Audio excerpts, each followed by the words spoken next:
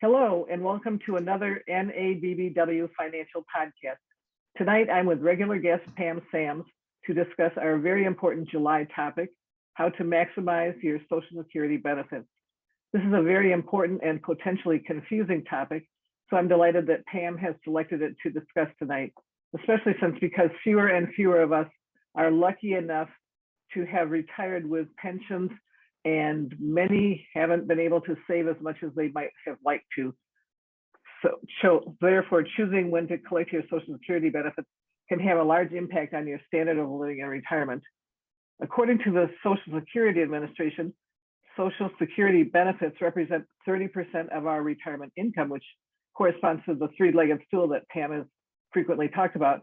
But I actually think that is more of the ideal than the actuality because, as I said in an earlier show, a recent CNBC article reported that when it comes to saving for the future, women's average total retirement savings is just $23,000, whereas men's average total retirement savings is over 3 times higher at $76,000.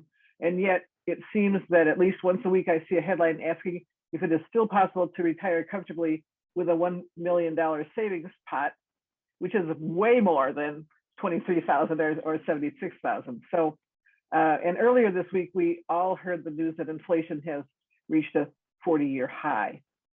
So regardless of the status of your savings, it's been my experience that deciding when to collect your Social Security is a complicated task. And as you work to make that decision, you have to consider a number of factors, including whether or not you have or did have a spouse, your other resources, your other sources of retirement income, your health status, and the cost of Medicare deductions. But I'm getting a little bit ahead of myself here.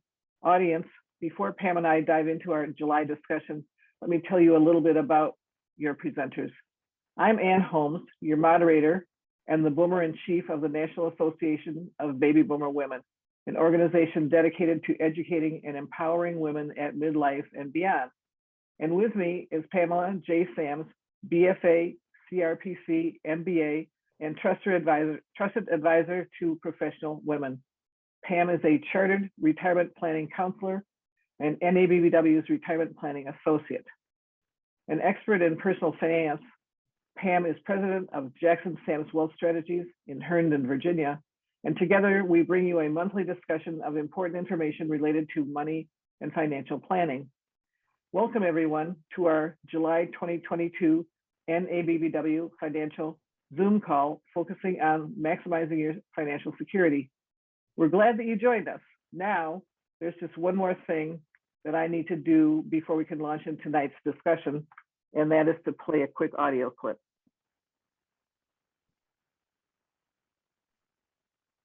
Securities offered through Securities America Incorporated, a registered broker-dealer, member FINRA SIPC. Advisory services offered through Securities America Advisors Incorporated, a SEC-registered investment advisory firm. Pamela Sams, investment advisor representative. Jackson Sams Wealth Strategies, Securities America Incorporated, and all other entities named are separate entities.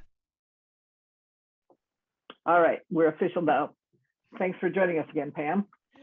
Thanks, Ann, for having me once again for, like you said, another important topic that we always cover, some really things that people need to know more about. And what I've been getting lately when I've proposing to do this call is, when do I take Social Security? What is it going to be? Is it going to be there for me? So I figured we would go ahead and tackle this subject today.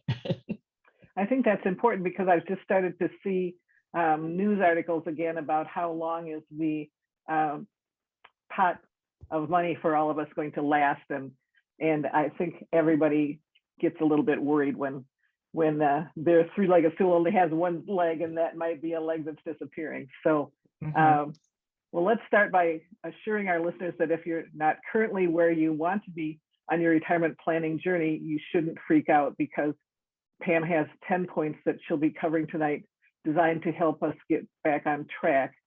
And her first point for Social Security is work for 35 years. Yeah, so most people have heard Social Security working 40 quarters.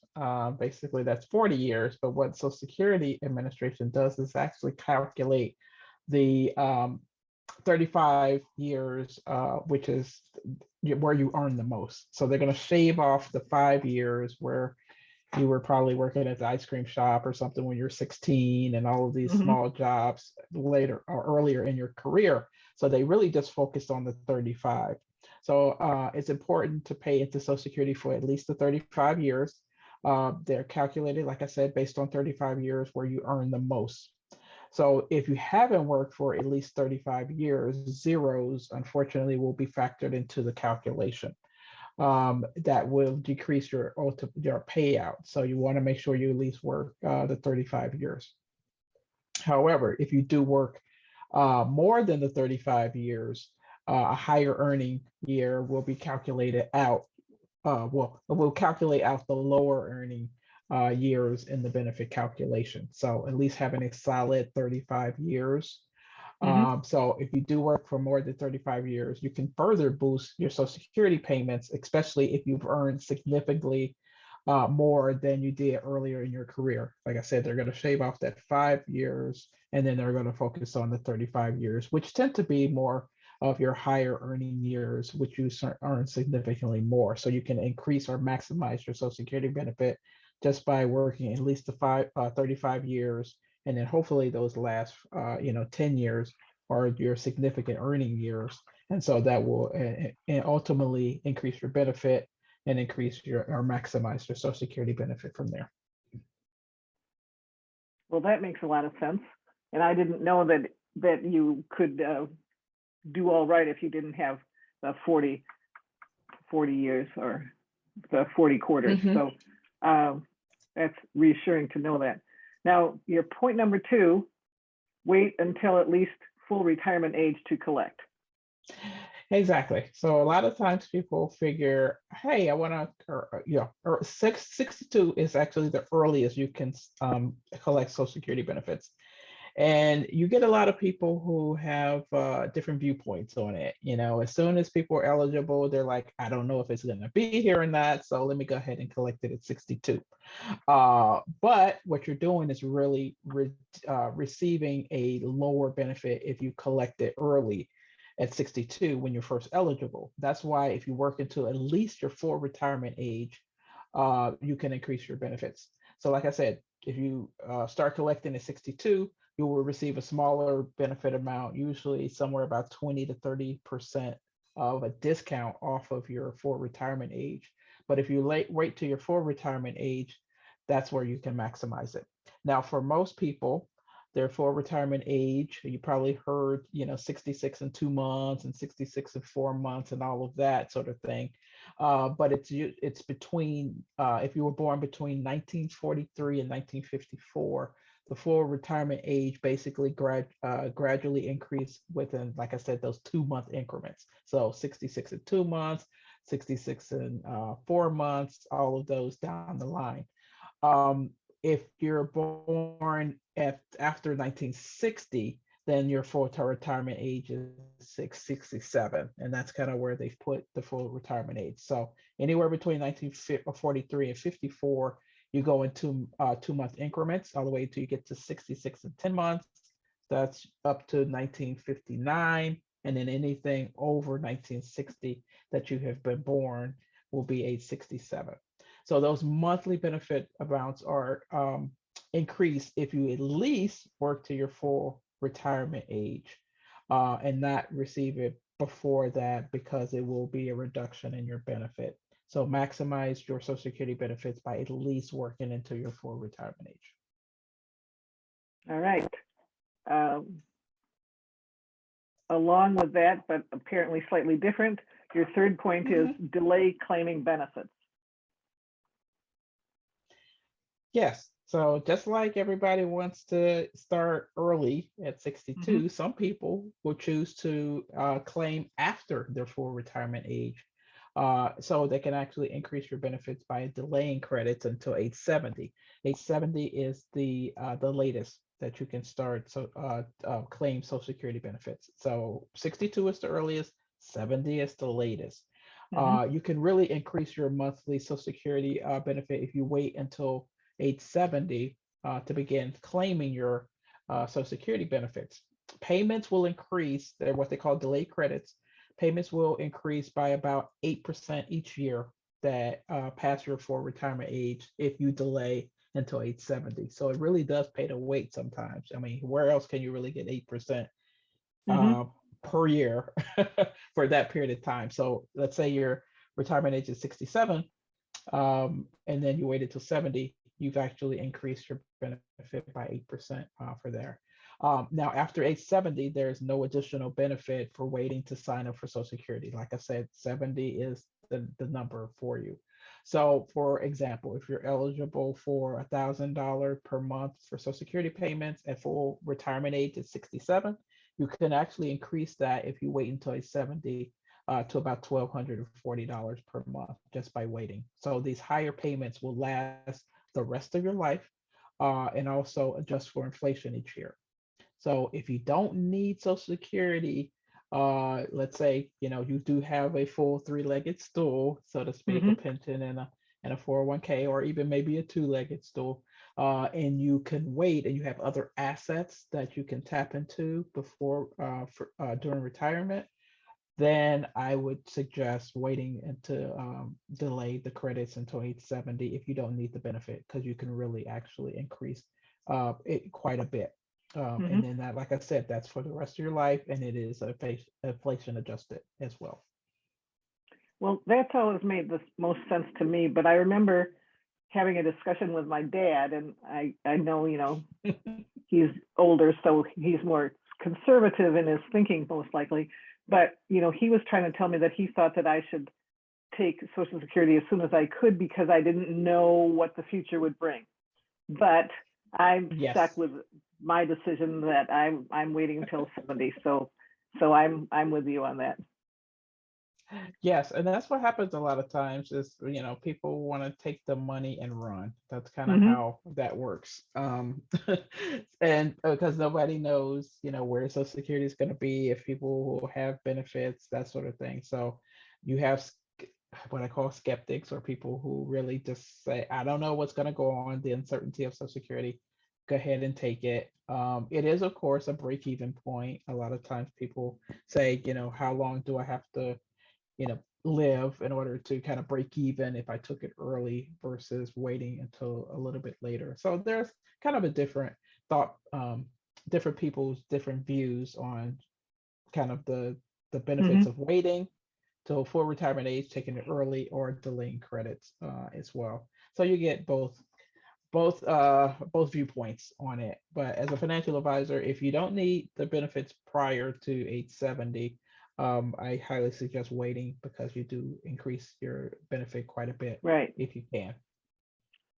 It seems to me when I looked at the numbers, if I took it at 65 and the different places I could take it until 70, it just seemed to me that there was, I think you just said it was 8%, but Hmm. it seemed like a significant amount of money. 8%, doesn't sound like 10% to me. So, it doesn't sound like that Yeah. much. But when I looked at the actual monthly figures, it just seemed to me ridiculous to not wait until age 70. So I'm with you on that. Yeah, Um, and that's why I usually suggest people to really getting those three numbers in your mhm, Social Security statement. You can go to ssa.gov to receive your Social Security report. Age mhm, 62 and your full retirement age, and age 70. All three numbers will be on your report. You just have to, see and look at the difference between that. So if you have full retirement age at, like I said, for example, 1,000, and if you can wait until 70, you get an extra $240 or $250 a month for the rest of your life. You have to kind of calculate that to see if that's beneficial for you. mhm, But knowing what your numbers are, that's what it is. They used to send out those green and white statements that you get in the mail somewhere around your birthday. They're trying to save postage, so the government's not sending those out anymore. They really suggest you go to the Social Security Administration website, go ahead and get a copy of your Social Security statement, and then that's how you would find out those three numbers and make a comparison to see, mhm. where you fall on that. If you take it early, if you wait to full retirement age, and if you delay credits, or delay claiming until 70, what the difference are on those particular numbers. And like I said, how does that fit into your overall financial plan? Very good. Now, point number 4 is dependent benefits. And Mhm. I have to say that doing my research before our call, I was surprised at the variety of different dependent benefits that are available. So, Yeah, the dependent benefit that I'm talking about here is really, a lot of times people don't realize that, if there was an untimely death of a parent, children will receive a Social Security benefit from their parents. So if you had younger children earlier than age or younger than age 18 or 19, depending on if they're in school full time, that they will receive benefits based on their parents' Social Security record for that. It really just helps the family out to, if in the absence of having a parent there and having young children, really just being able to replace some of the income into the household. Of course, hopefully there's life insurance available as well, but Social Security does step up and give dependent children a benefit if a spouse, I'm sorry, if a parent passed away earlier than if you reached the age of majority, which is 18 or 19 if you were in school. all right. And then point number 5, spousal benefits. Yeah, works kind of the same here. So if you're married, you can really step into maximizing your benefits as a couple. Spouses can claim on their own. What they do is Social Security Administration looks at the spouse's own record or the record of their spouse. And then if the higher of the two, let's say, a lot of, unfortunately, a lot of women or have been out of the workplace for a period of time, they might not have accumulated Social Security credits during that time period. So if they had a working spouse that made significantly more money, they're able to receive 50% of the higher earner's benefit, uh, whichever is higher. Like I said, so you're not going to get both. So the Social Security Administration is going to look at um, those two numbers and then give you the higher of the two. If the 50% is higher than your own record, they'll go ahead and give you that. So this is for kind of low earners and all, like I said, non-working spouse that need to sign up for Social Security spousal payments on his or her full record and can receive the 50%, like I mentioned before, of the spousal. Um, the spousal payments percentage is also reduced for those who start benefits before full retirement age. So, when you're doing the spousal benefits, really do also consider your spouse when you decide if you're going to take Social Security at 62 or before full retirement age, because that number is also going to be reduced. So you want to look that's why Social Security claiming strategies really need to encompass the whole family, not just yourself, Mhm. because the survivor benefits, the spousal benefits, all of those are tied into that number. So you don't want to skew that number by having it reduced by taking it early as well. Now, spousal payments also work if you have been married for at least 10 years. You also can claim Social Security benefits based on your ex-spouse's work history record. So if you're divorced and you've been married for at least 10 years, you're age 62, and you also had a situation where you may have been a low earner or not been out of the workplace for a period of time where you didn't contribute to Social Security or had enough credits, then you can go back and you can ask the Social Security Administration to do a calculation based on your ex-spouse's record. So this doesn't have anything, it doesn't negate on any of his benefits or his new spouse or even another spouse. This is a Mhm. whole separate pile of money that Social Security sets aside for this. So a lot of times people miss this. Divorced women, I work with a lot of divorced women, they miss this particular spousal payment because they're not aware of it. So the rules are you at least married 10 years, age 62, and you can't be remarried. That's the Mhm. caveat as well. But you could do the spousal payments based on your ex-spouse's record if you think that that 50% is more than what your own record would be. All right. Now, number 6 on your list. Sounds like you want us to keep records because you said keep track of earnings. Yes, that's where people kind of figure out in terms of where they are in the spectrum with Social Security benefits. You want to keep good records, and that's why I always tell people to go get the statement as well. But for example, if you decide you want to work after you've claimed benefits, this is where it comes in handy because you got to keep good records. So if you do sign up for Social Security before your full retirement age and you continue to work, a lot of times people figure, hey, maybe I'll work a little bit extra, and then I'll claim Social Security and I'll have two pots that I'm dealing with. Social Security beneficiaries under full retirement age, the Social Security Administration is really going to allow you to get a certain amount of income. And then the rest, they're going to withhold $1 or $2, depending on where you are with the income limits. And then when you turn for retirement age, the earning limit jumps to a certain percentage. So let's say in 2022, so this year, if you earn more than $19,560, $1 will be withheld for every $2 that you earn above the limit. So that's why you have to keep good records on what you're making and what in terms of income, because you need to figure out how much your Social Security is going to be reduced by. So that's why, as a financial planner, I work with clients to say, okay, is it worth working because you're going to have a reduction in your Social Security? Maybe it's not, especially if you're going to earn a significant amount. So if you work, or if you make over 51,960, then your every $3 above that limit is going to be withheld. So once you turn full retirement age, however, you can work and collect Social Security payments at the same time without those penalties. It's just before the full retirement age. Your Social Security benefit is then recalculated to give you credit for any of those benefit payments that were withheld in the past, and then your continued earnings. So they're going to reduce it, but they're going to give it back on the back end of that.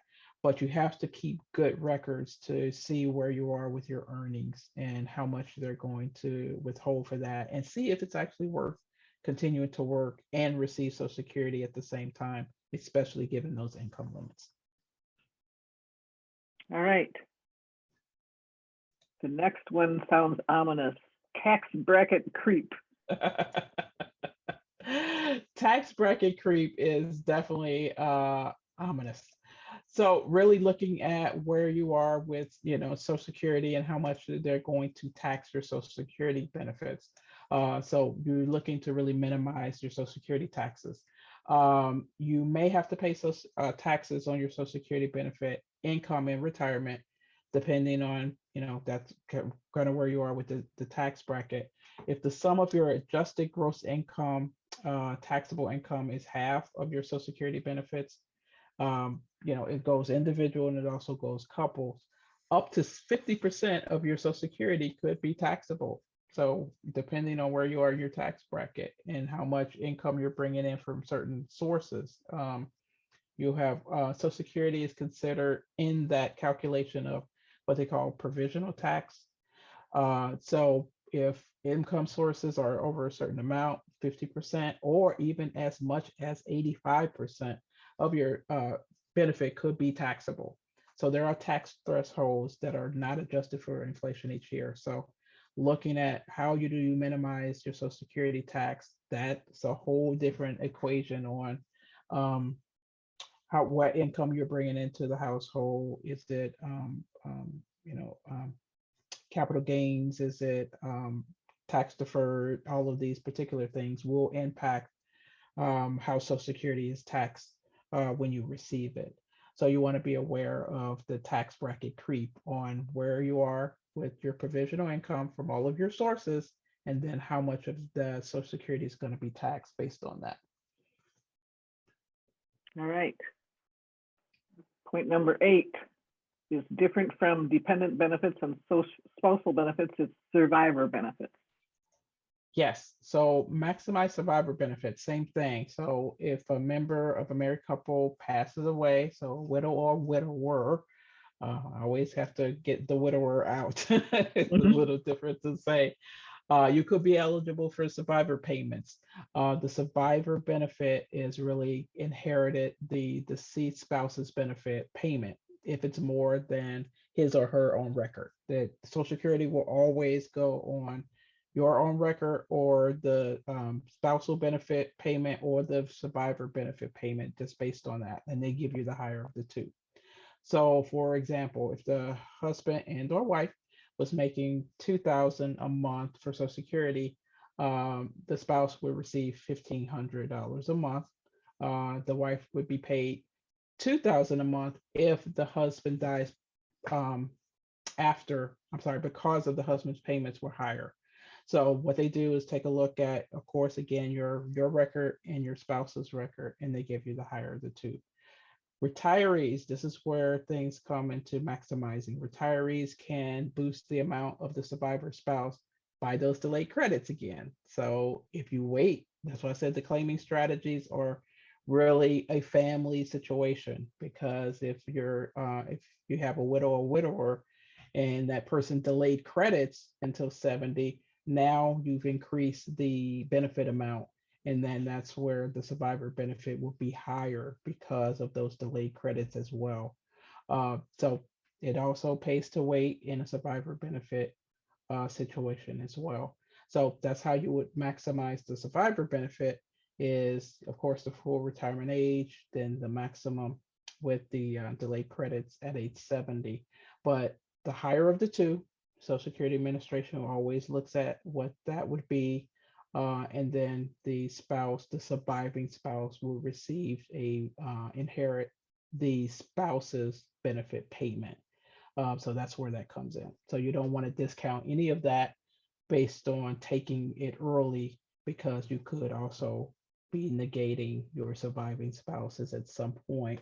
You could be negating their benefit for their lifetime after that. So make it a family affair if you whenever you claim Social Security.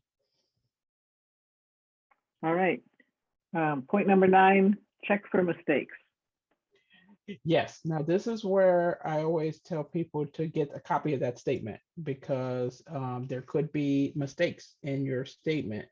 There could be jobs that you had earlier on in your career that they didn't count, or they could be zeros where you think you had work history.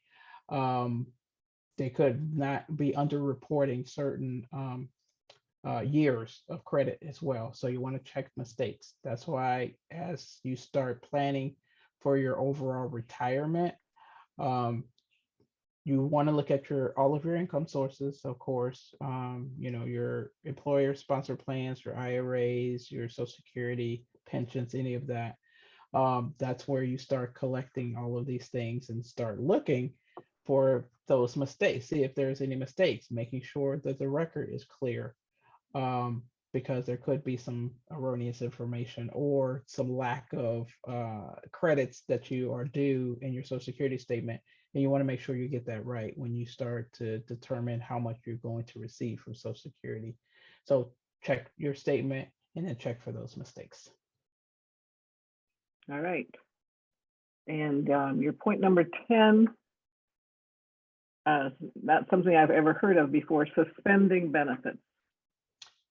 Yes, suspending benefits. This used to be a really big strategy that people used to use. Some of it went away, some of it still holds, but you can collect your benefits if you decide if you have what they call a do-over, a once do-over. So you can start collecting benefits, and then you can say, hey, I don't want to receive benefits anymore. I want to go ahead and suspend it, and then you'll go ahead and calculate receiving the higher payment. You can receive it for more than a year, that you still have the opportunity for, like I said, that do-over. But what happens is that you're going to have to pay back whatever you received within that year period. So let's say you're 6 months into the Social Security and you're like, hey, I want to do this one-time do-over.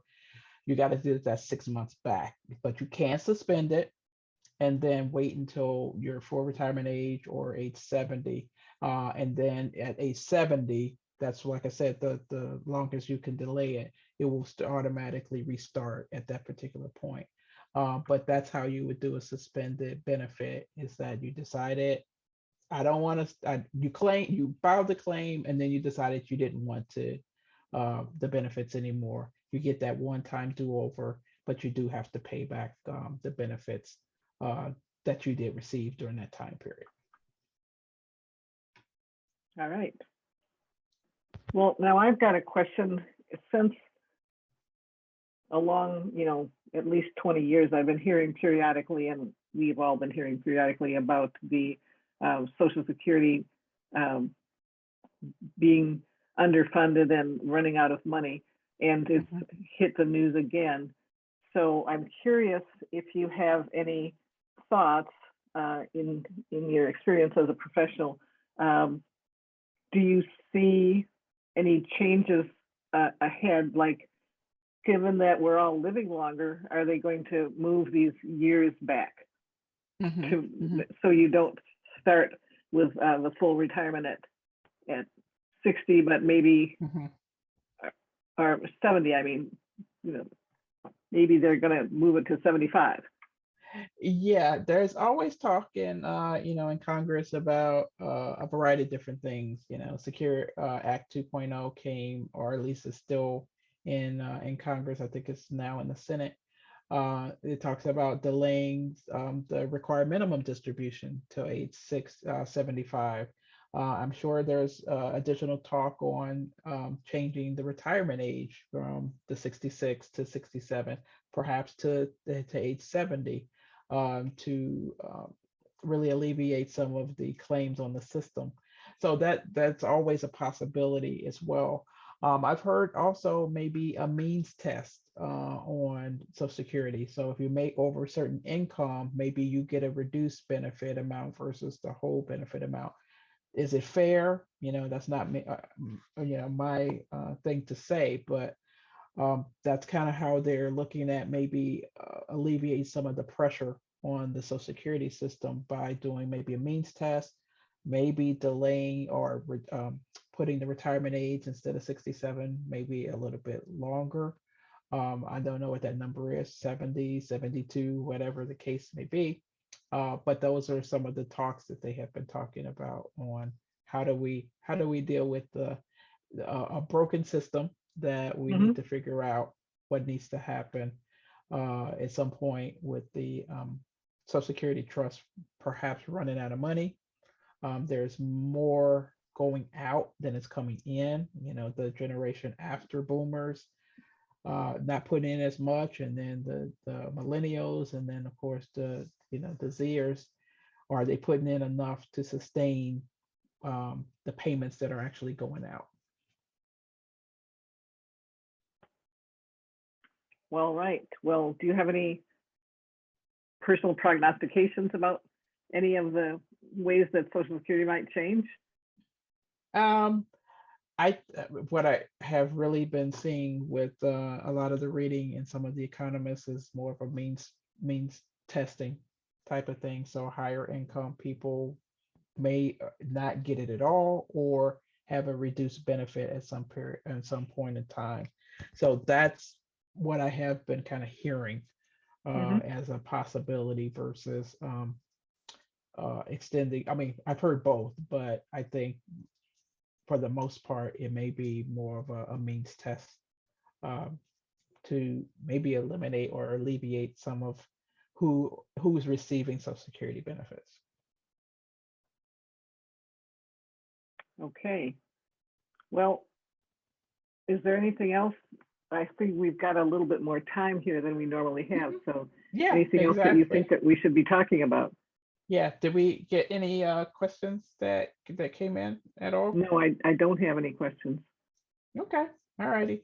The thing about Social Security, just to fill in some time is to really think about, like I said, the claiming strategies. So Mhm. maximizing benefits come into, I covered 10 tonight, but there's a lot of resources. If you go to the Social Security Administration website, you can see where certain claimant strategies, well, not claimant strategies. If you talk to your financial advisor, you can do that. Social Security Administration really just covers, hey, I want to sign up for Social Security. How do I do it? Type of thing. So don't expect a whole lot of input on when you should claim, how you should claim, all of those sort of things. You really want to consult a professional advisor, or you can do a lot of research on your own, on Google, or Google, or look at it on the internet on claiming strategies. Because last time I saw, it was probably over 15 or 20 different ways to do things. They have decreased a lot of it, because they've put into some of it, they've eliminated some of the suspending strategies. It was a file and suspend, and there was a variety of different things that they took away because there was a loophole in there where people were making a lot more than they thought they should. So Mhm. they eliminated some of those.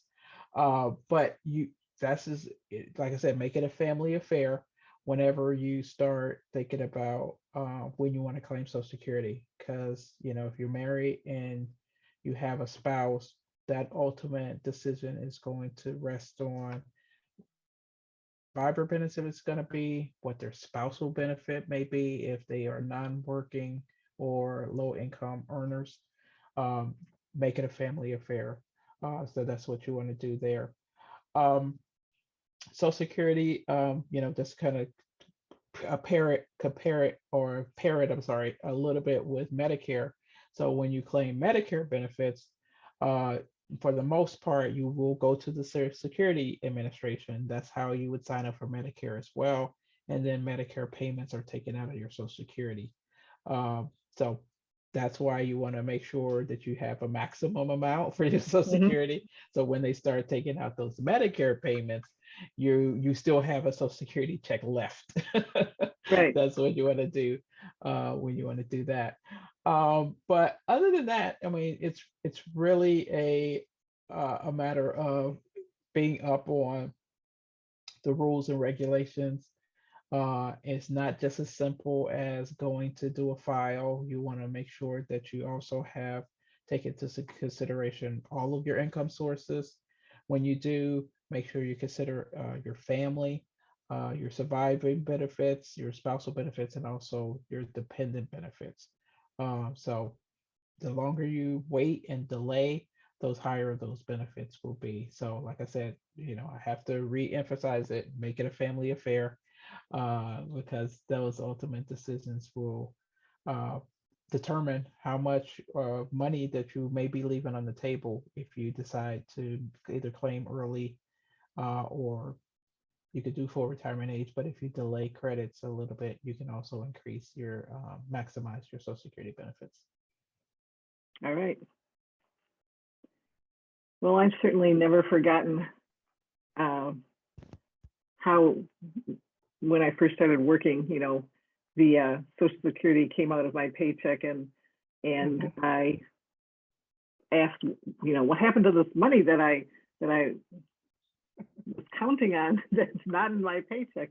And I think when I first started working, my pay at a retail store was something like $2.10 an hour or something like that.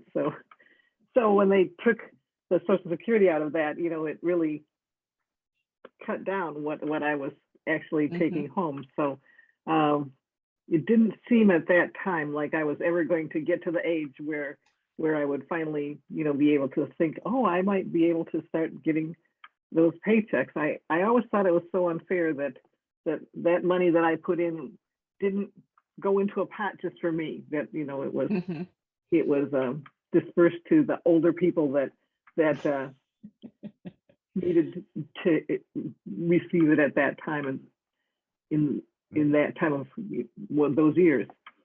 So, Exactly. I think that is with young people. It's like, especially if you first get started with your first job, and yeah, you got FICA, you have, federal income, you have Social Security, you got Medicare coming out of there, you have a lot of things, and you see the bottom line, you're like, I'm never gonna see this because this is, 30 or 40 years away, right. for me. Uh, but that's I guess the benefit of having a social program, like Social Hmm. Security, that, people pull into it, and then at some point, you're able to get money out of it, if you pay into the system. Uh, but that does bring me to, some people who don't receive Social Security or have not paid into Social Security, usually some government workers, that were what they call the civil service retirement. They didn't pay into Social Security, so they get a higher Social Security, I'm sorry, they get a higher pension amount, but they don't get Social Security. Hmm. So if anybody's listening and they happen to be, a civil service, a lot of this may not pertain to you because you didn't pay into the Social Security. Well, they got a higher benefit, through their Hmm. pension by not paying Right. into Social Security, for that. Self-employed people, I mean, I get this question a lot as well, is that, you try to keep your income as you try to reduce your income down so you can reduce your taxes Hmm. when you do, as a self-employed person, but you also negate receiving a higher Social Security benefit at some point because of that. So you think about, when you're working with your accountant, um, is it beneficial to, kind of deduct everything down to have a lower amount, because that will ultimately affect your longer term with Social Security? Or do you Hmm. kind of bite the bullet and you go ahead and, claim where you are and then pay more taxes, but you get more towards your Social Security on the back end? So that's one of the things you do have to also work with your tax professional, your financial advisor, to see, what is in your best interest. But I get that question a lot of times with, self-employed, people, because, of their Social Security payments, or not paying enough into Social Security during those time periods where, that solid 35 years, part of that could have been you could have been self-employed during that time period, but you may not have been putting enough into Social Hmm. Security, and that affects that ultimate calculation as well. Very good. Well, I don't have any more questions unless you want to get into the discussion that I saw recently about should undocumented workers be Okay. receiving Social Security. Yeah, let's talk about that. All right. What did you see on that? Well, I just saw something that came through my um, news feed on my phone that was, I wasn't even aware. I had never even considered if undocumented workers. But I'm thinking that if an undocumented worker is employed in a place that you know pays all the taxes and Mhm. FICA and everything that they're supposed to, that it should not be withheld from the undocumented workers. But I'm kind of a liberal thinking person, so that's my thought. What else Yeah, is there to know about it? that's a little tricky, on that, because, if they are working for an employer who's obligated, to take out these particular, things out of their paycheck, federal tax, Medicare, Social Security, all of those. It seems, of course, that they would be eligible to receive payment at some point in Hmm. time, even though, like you said, they may be undocumented. That's one of those, kind of loopholes that we would probably have to consider, how that would play out. But they have paid into the system, so they should be eligible for it. So we have to kind of see how they're going to deal with that from a political standpoint, or a legal standpoint as well, to see if they're eligible to receive it if they've paid into it. Hmm. Yeah, but that Well, is, very interesting. yeah, it's an ethical thing, I believe, because It I is. think that if they paid in, they should have every right to receive the benefits when the time comes that benefits could be paid. Mhm. Otherwise, they're being robbed. Yeah. That's what it seems like to Yeah. me. Yeah, that's what that seems as though. So yes, that would have to, be something that they would have to consider, like you said, from an ethical standpoint, if they're eligible to receive it. But yeah, I would kind of like to see how that plays out in the long term. Mhm. From that. Um, I was gonna just lost my train of thought on that. I talked about self-employed, and then I talked about that, and that's the one that I get a lot as well. Yeah, and I mentioned it before is the spousal um, benefit for divorcees. Um, that's missed a lot of times because nobody ever talks about it. Mhm. It's one of those, hey, I get full retirement and I receive it at, either 62 or full retirement or 70, but nobody really ever talks about these other benefits that are available through the Social Security Administration, like the survivor benefit, like the dependent benefits, and the spousal payments for people who are divorced. Like I said, I work with a lot of divorced women, and when I bring that up, they hadn't even thought about it or wasn't aware.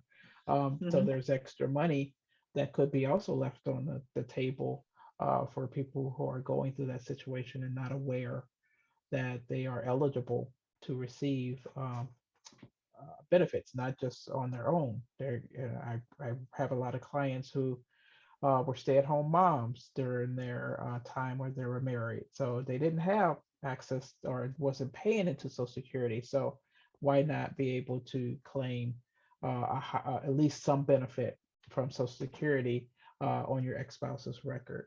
Uh, and then having that be a part of their overall retirement Mhm. income strategy.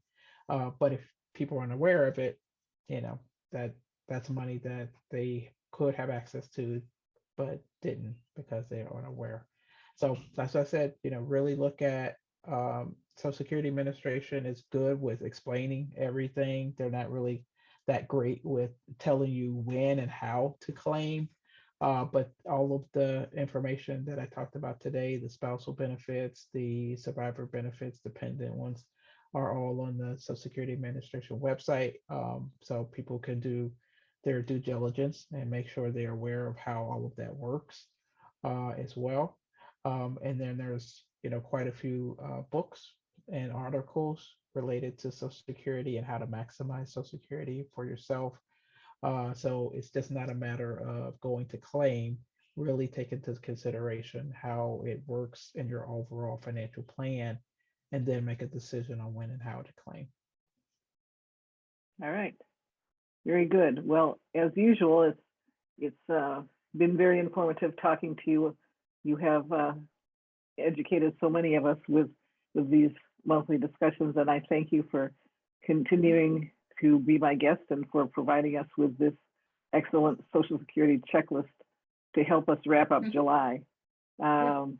Now, since we do talk once a month, we'll remind all of our listeners that it's always the fourth Thursday of the month, unless, like today is the third Thursday, unless Hmm. one of us, Pam or I, have Yeah. a conflict. So Hmm. our next discussion, which barring any scheduling challenges, would be Thursday the 25th at this same time and location.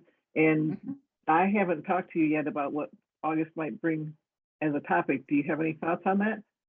I don't, but we'll be probably going into the new school year, so maybe we'll talk a little bit about education, maybe, or something like that. That may be a Mm-hmm. good topic. All right. Well, I'm not sure. You've added a lot of things, so I'm not sure that there's anything else that you want to say before we wrap up the call. But if there is, you know, Mhm. I'd be happy to Yeah. hear.